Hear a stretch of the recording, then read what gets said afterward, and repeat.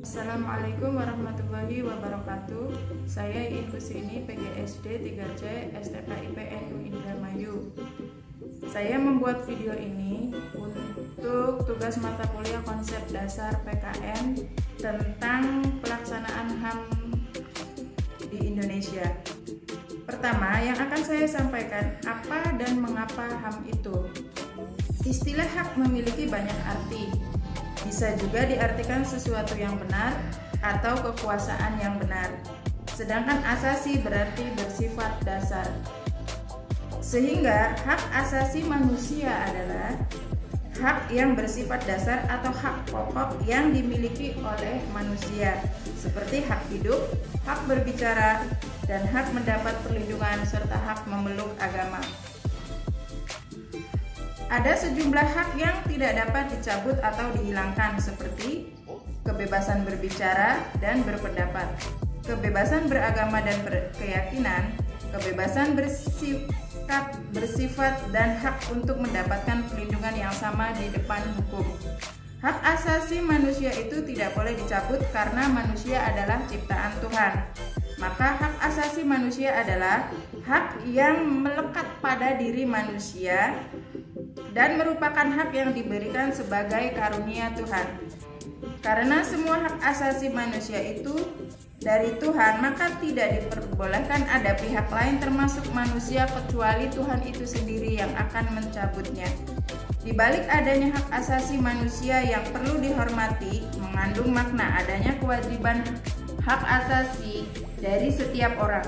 Kewajiban asasi yang dimaksud adalah kewajiban dasar manusia yang diletakkan dalam undang-undang tersebut sebagai seperangkat kewajiban yang apabila tidak dilaksanakan, tidak memungkinkan terlaksana dan tegaknya hak asasi manusia.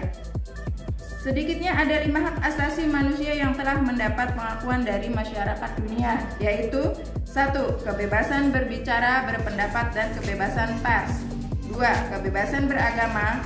3. Kebebasan berkumpul dan berserikat. 4. Hak atas perlindungan yang sama di depan hukum. 5. Hak atas pendidikan dan penghidupan yang layak.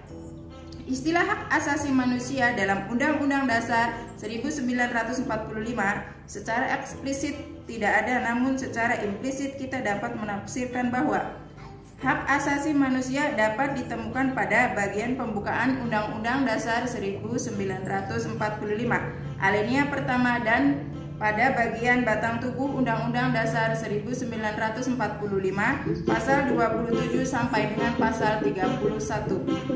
Karena pertimbangan pentingnya masalah hak asasi manusia di Indonesia dan situasi politik yang tidak menentu serta banyaknya sorotan dari dunia internasional terhadap banyaknya pelanggaran hak asasi manusia di Indonesia.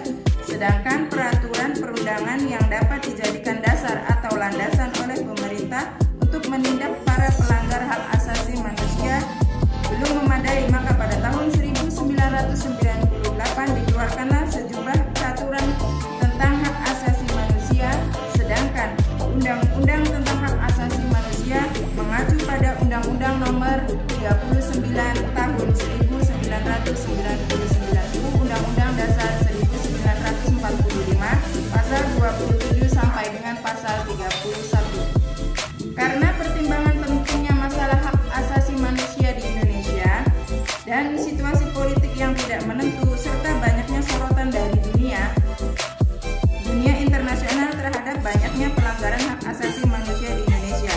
Sedangkan peraturan perundangan yang dapat dijadikan dasar atau landasan oleh pemerintah untuk menindak para pelanggar hak asasi manusia belum memadai, maka pada tahun 1998 dikeluarkanlah sejumlah peraturan tentang hak asasi manusia, sedangkan Undang-Undang tentang hak asasi manusia mengacu pada Undang-Undang Nomor 39 Tahun